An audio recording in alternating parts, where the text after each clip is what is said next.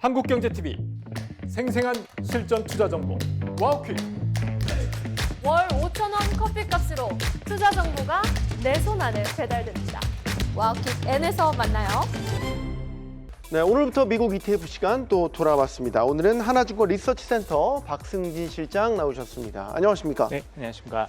지난달에 주식시장이 좀 조정도 많이 받았고 사실 금리도 불확실성이 좀 커지면서 미국 경제에 대한 전반적인 펀더멘털 걱정까지도 드는 시점이에요. 네. 이런 시점에 오늘 헬스케어 관련 네. 소식을 좀 아이템으로 잡아봤어요. 네. 이게 경기 방어주의 성격도 좀 있는 건가요? 어떻습니까?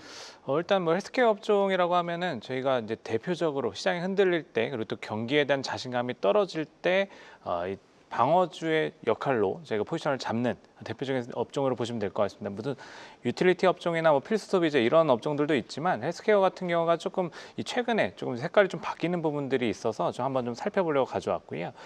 일단은 뭐 잘 아시는 것처럼 헬스케어 부분은 이 경기를 타지 않는 조금 이제 특수한 수요들을 가지고 있다라는 부분들을 보실 수 있습니다. 네. 제가 질병이라던가 뭐 치료를 해야 되는 상황에서는 이게 경기에 따라서 뭐 휴대폰, 자동차처럼 소비를 하는 품목이 아니고 필수적으로 꾸준히 어떻게 보면은 진료를 하는 사망에까지 갈 때까지 치료를 계속 하는 부분들이기 때문에 이 수요가 좀 탄탄하다 이런 부분들이 있고요. 이 또 이제 특허에 대한 좀 특허의 특수성이 있기 때문에 이 가격 결정력 측면에서도 일단 우위를 보이고 있는 이런 패턴들이 있고 저희가 지금 또 사실 이 의약 쪽, 제약 쪽에 이제 비중이 높기 때문에 이쪽 같은 경우는 좀 안정적인 캐시플로우를 가져가면서 이 배당이라던가 지금 현금 흐름들이 좀 견고하게 좀 가져갈 수 있다라는 패턴들, 이런 패턴들 쪽에서 좀 우위를 보인다라고 보시면 될 것 같습니다. 그래서 저희가 이제 업종 ETF라고 하면은 XLV라는 ETF가 저희가 이제 예전에 이 업종 섹터 시리즈로 스테이 스트리트의 종목들을 좀 말씀드렸던 적이 있는데 XLV라는 종목이 대표적인 헬스케어 ETF다 이렇게 좀 보시면 좋을 것 같습니다. 네, 아까 XLV ETF 여기에 구성 종목이라고 한다면 우리가 흔히 이제 많이 들어봤던 네. 그런 뭐 빅파마들도 맞습니다. 여기 담겨 있다고 보면 돼요. 네네. 소개를 좀 해주시죠. 네. 일단 뭐 가장 이제 많은 큰 비중을 차지하고 있는 거는 지금 최근에 비만 치료제로 유명한 일라일릴리가 높은 비중을 차지하고 있습니다. 네. 일라일릴리가 사실 뭐 주가가 계속 좋았었던 부분들이 최근에 있었기 때문에 비중이 자연스럽게 높아지는 부분들도 있었고요. 네. 이게 시가총액 가중 방식으로 이제 지수를 구성하기 때문에 일라일릴리의 포지션이 가장 높다 이렇게 보시면 되고 이 존슨앤존슨이라던가 에브비, 뭐 유나이티드 헬스, 머크 이런 종목들을 합치면은 상위 종목들이 한 40% 비중을 차지하고 있다 이렇게 보시면 될 것 같습니다. 이제 일라일릴리 같은 경우는 뭐 최근에 이 비만 치료제 배송 서비스 이런 부분들을 가지고 유통망에 대한 뭐 혁신에 대한 얘기들도 좀 꺼내놓고 있고 물론 가격 쪽에서의 이제 그 경쟁을 좀 심화되는 부분들은 있지만 이 파이를 키워나가고 있고 또 경구용 비만 치료제의 기대를 또 가져가고 있다는 부분들이 있습니다.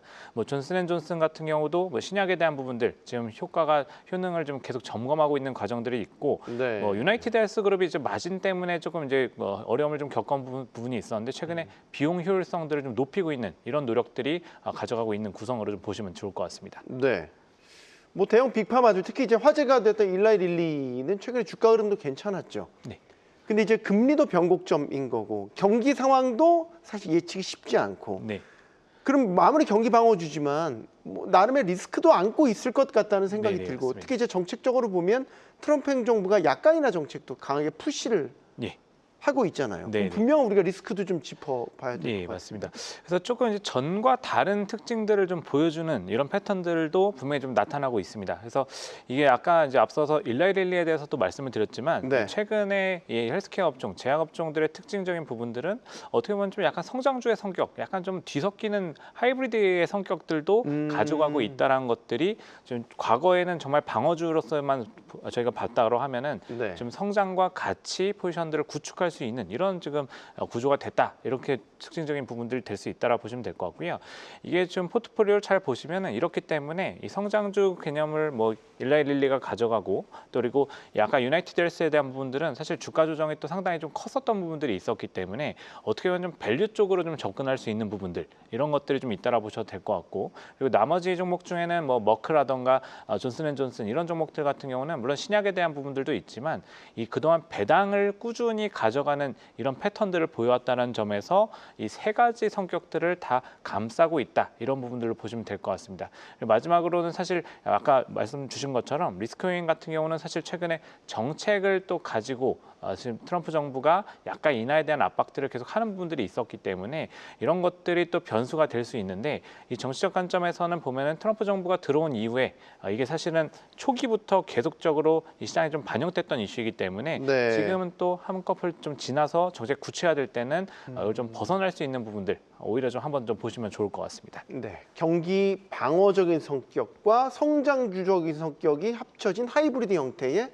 특징을 보이고 있는 최근 헬스케어 업종도 그와 관련된 상품 XLV까지 자세히 들어봤습니다. 박승진 실장이었습니다. 고맙습니다. 네, 감사합니다.